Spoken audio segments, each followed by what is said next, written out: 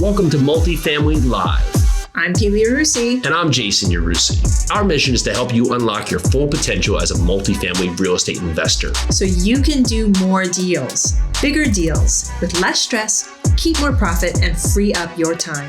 Multifamily doesn't have to be a mystery.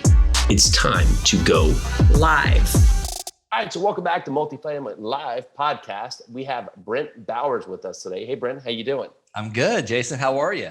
Oh, we're great, man. So we were just talking. So Brent's got a 1, 3, and 5-year-old. We got a 3, 5, and 7-year-old. So we know the roams. We're all just rocking and rolling through the awesome life we have here, man. So psyched to have you. So Brent's an Army officer with 8 years of service. He spent a great deal of time away from his family, and he knew he needed to make some changes in order to be more present with his wife and children.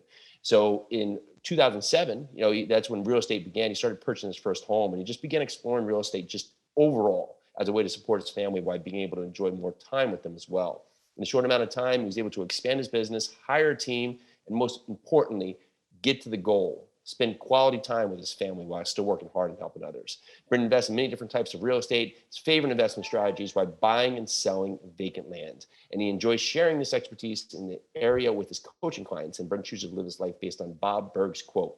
Add Bob Berg on the show. He's awesome. Really? Your influence is determined by how abundantly you place other people's interests first. He is passionate about helping other people find success in real estate investing, particularly in land investments. So actually, where are you located? I'm out in Florida now. I just actually moved back from Colorado to Florida in July. Wow. A couple months ago. Awesome. Good. Well, we actually just, as we said, moved down from New Jersey to Tennessee. It's been an awesome experience. And so land, right? You get on this point, start finding land. What was that first deal like? What was the point that you found this as your core focus or the main piece that you really like to tackle? Yeah, I'll tell you what, the first deal was, I just couldn't believe that it was that easy. I had already owned probably, I think 6 rentals at that time. One of them was a triplex. I had wholesaled several houses. I hadn't got into multifamily yet, besides my triplex.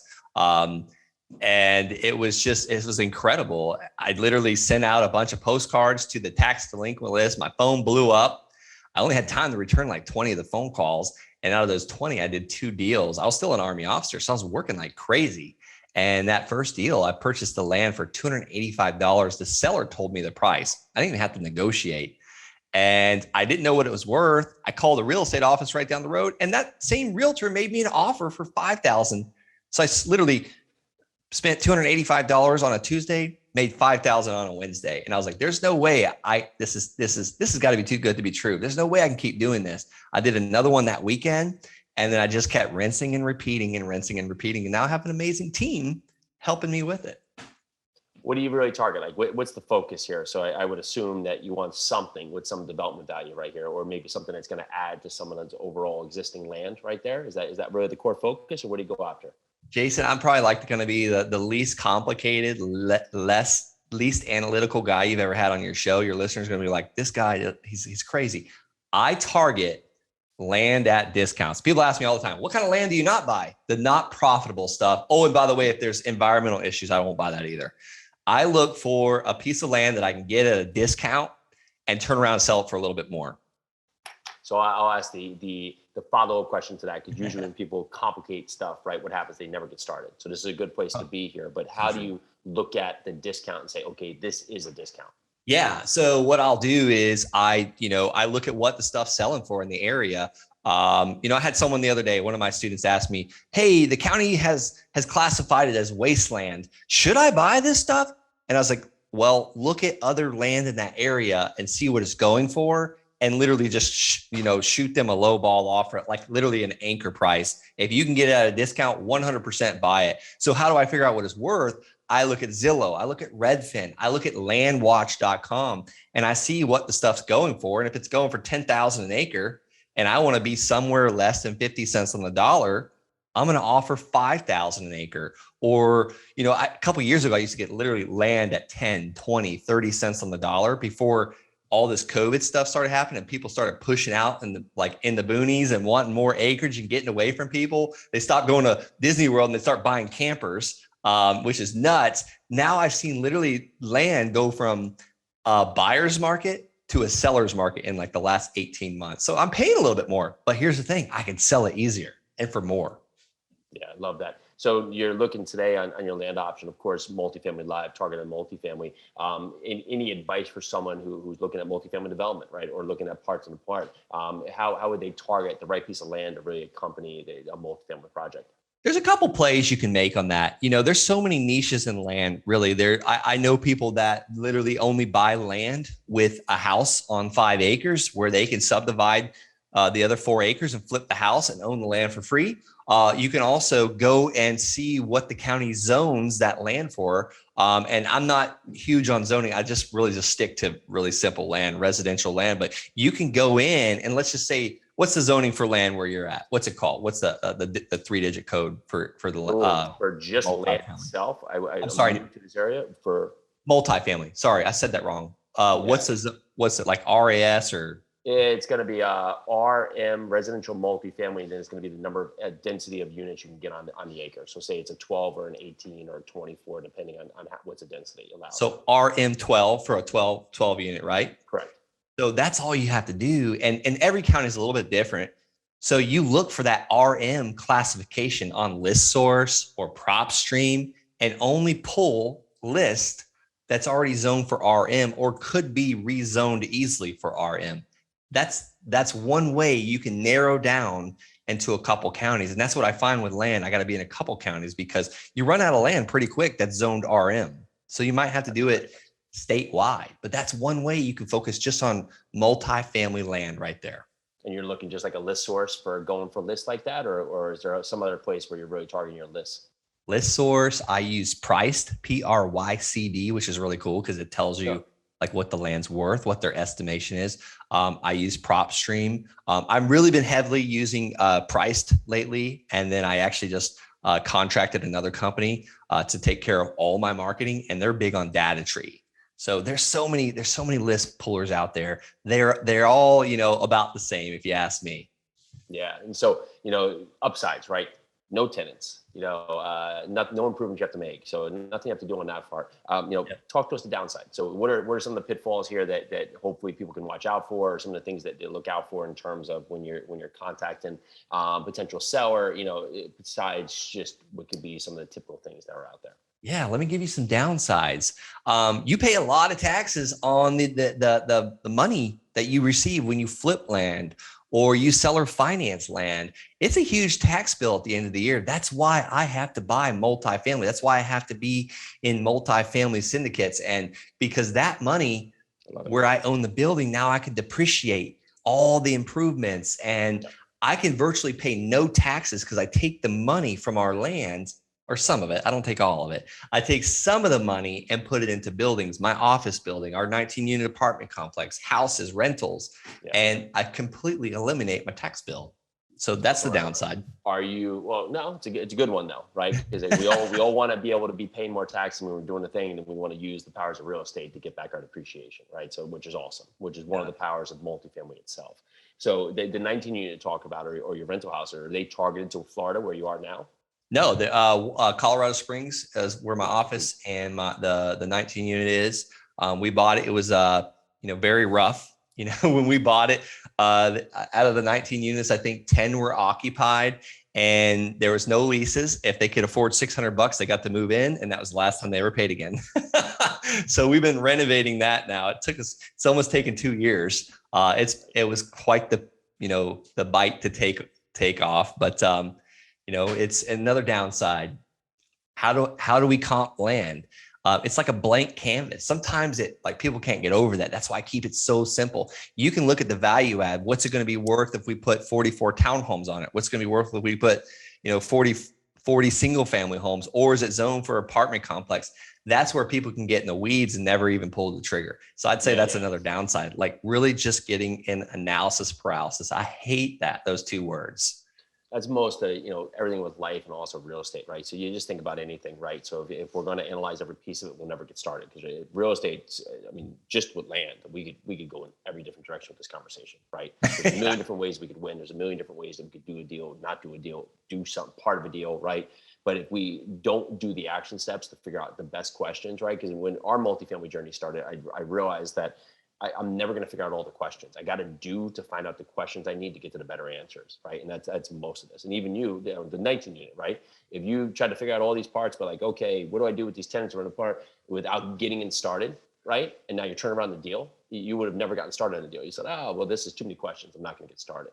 You know, how did you find that 19 unit up there, or what made it stand out? You know what? How I found that one actually was with a cold caller I had hired, and funny story.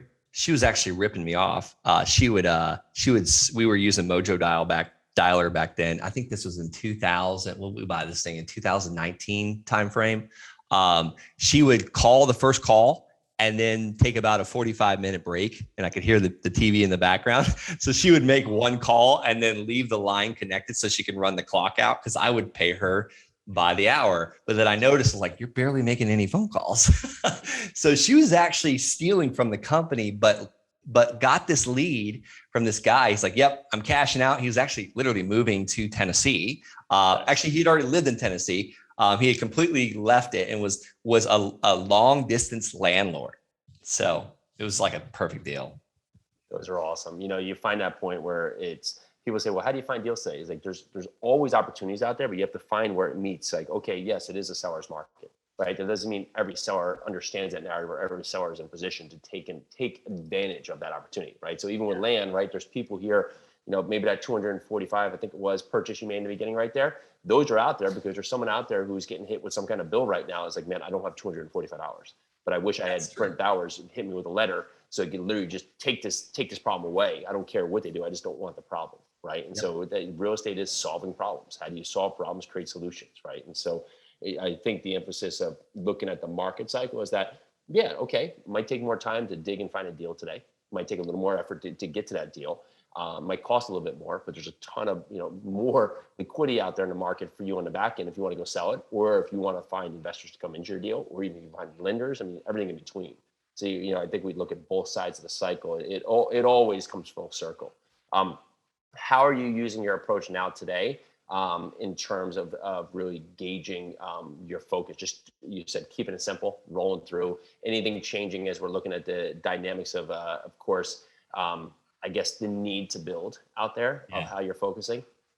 Absolutely. You know, as far as how we're focusing, we still buy the recreational land, the stuff that's like, call it on the teeter-totter, like it's teeter-tottering right outside of the path of growth. I love that stuff because I can still buy that at massive discounts and turn around and sell or finance it to buyers that want to have the American dream, just own a piece of land. And Americans think on payments, like, how much is it going to cost me each month? When they get a raise, they go and buy a new vehicle because now they can afford that extra $300, $400, $500 a month, or they buy a piece of land.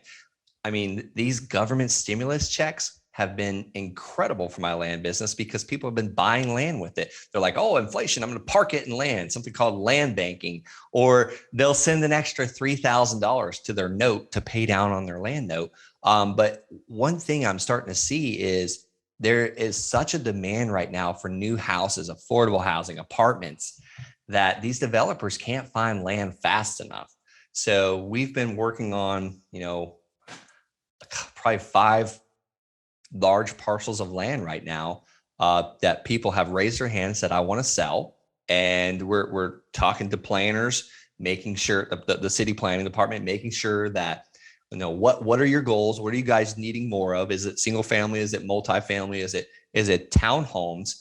And matching that development with a real estate investment trust or a hedge fund or a builder that's looking to buy these. So we've now started kind of fishing for whales while we're making the predictive cash flow over here with the recreational land or the buildable lots in town, because that's great. It's you can get to $5,000, $10,000, $15,000, $20,000 a month of passive income very easily, and that's a great living.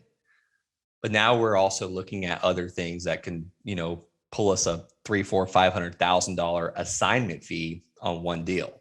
See, that's perfect. And that was part of my conversation, wondering if you've gone down that route, right? Because of course, on the same side, right, you find that great piece of land. Not every person can see the vision like you, saying, oh, well, you could go in there and develop this. So I'll get, you know, entitlement in place. I'll get, you know, zoning on board to get everybody here. It's a wrap package. All you got to do is go there, get a shovel and start digging, and let's go to work, right? And that person's like, sweet.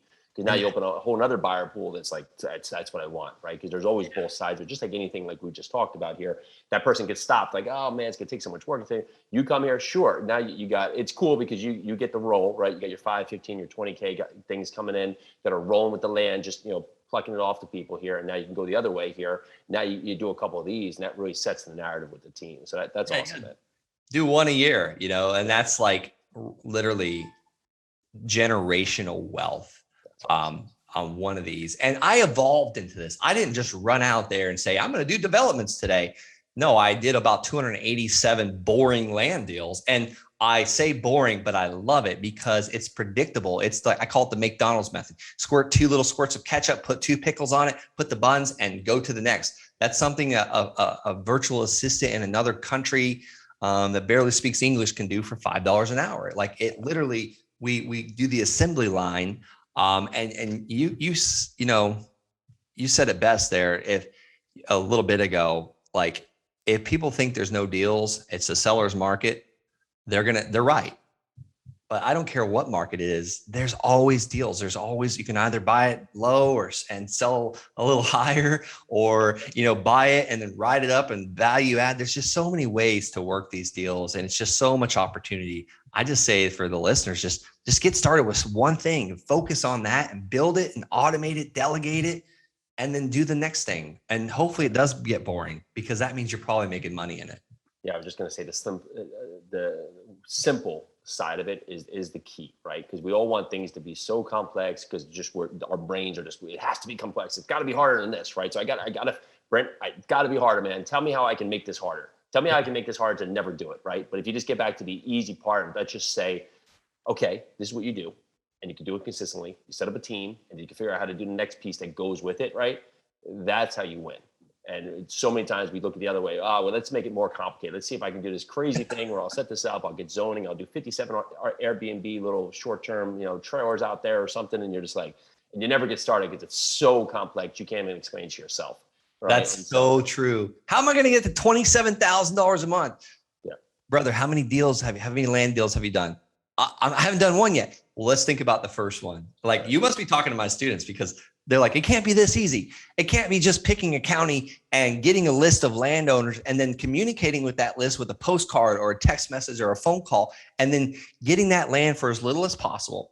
And I mean, stuff like where sometimes you just got to give an offer that makes you want to throw up. And you ask how many real estate investors, like sometimes I have to ask I have 2 acquisition managers. It's like, all right, when's the last time you got uncomfortable making an offer? Oh, it's been a while. Well, that is not what I want to hear. I want you to be uncomfortable too. Yeah. And then we sell it for a little bit more. That's it. You got to take that first step. We're like, so in our mastermind, we talk about that first step, get you out of the gate. You're talking about, working for your 100-miler here. It takes it with one step. If you worry about mile 100, you're never going to get out of the gate because your mind's never been there, right? So you're like, oh, this must be too much. But if you just get that first step out, get yourself 5 miles in, say, okay, I just got to get 5 miles in, figure it out. Okay, you get 5 miles, you get another 10 miles. Okay, let me just get there and figure it out. Let me get to the next aid station, next bridge. Let me just get 200 steps, 500 steps, run to the river. Let me just get to that next aid station, all of a sudden 100 miles, right? So it was never 100 miles, but it was 100 miles because you just said, okay, let me just take that step and figure it out. And that's most of everything that happens with life. That is so good. And that's one reason why, like, I haven't ran 100 miles yet. I want to just like, I don't even know if I can do that. And I like, it's just, that seems like such an accomplishment, but it starts with 1 mile at a time or one step at a time. We call them small wins. Each step is a small win. 100%. Brent, I really enjoyed the conversation, man. So for everyone listening here, talk to us a little more about how they find you, how they connect with you, all the good stuff. Yeah, thanks so much for having me, Jason. It's great to talk to other like-minded guys. I really enjoy jumping on these podcasts. So as far as how to find me, if you're interested in like checking out land as a good addition to your already existing business, or maybe you're just getting started, check out thelandsharks.com. That's thelandsharks.com. Schedule a call. My team will see what your goals are, and if we're a good fit, I'd be honored to coach you. And if maybe you just want to check more into this and you don't want to talk to anybody, head over to my YouTube channel. I just launched it, Brent Bowers. Love it. Love it, man. I was thinking it was going to be like land Rhino with the Rhino behind us. So It should. You know why that Rhino's behind me, right? It's to remind me that we got to keep charging. Remember, that thing's got 3-inch thick skin. He takes torpedoes. He's not a cow eating grass, getting fat. I'll tell you a quick story. So I've had 2 bulldogs in my life. The one lived to 15, and Jack the Rhino. I named him there, and I actually opened a brewery, and I called the parent company. I opened and sold a brewery, called the parent company Jack the Rhino Brewing Company. I was like, I can't use this name. So on that front, I ended up calling it Alphabet City Brewing Company over in New York City. But it's still, I ended up having that dog. I love that dog. He was our mascot. I literally had him on the part. He handled customer relations. People would call the dog. Try and call the dog off the website. It was ridiculous. So that was some good times, but I always had the Rhino at my heart here because he was literally a Rhino. He'd just come in the door and just bowl through. If he wanted something, he would just go for it, right? It didn't matter what was in front of him. I'd see him drag tables with a leash just because he wanted to go get a snack or something. It was crazy. But yeah, I wish I could have met him. That's a great name, Jack the Rhino. I think you should change the name back to Jack the Rhino. Yeah, I've passed on to others now. So but in that front, I think it could always have a reboot, right? It could always be another life cycle of it, man. That's right, because I don't even remember what you said you changed the name to, but I remember Jack the Rhino. Yeah, I love it. Brent, thank you so much, man. Super appreciate your time. See you later.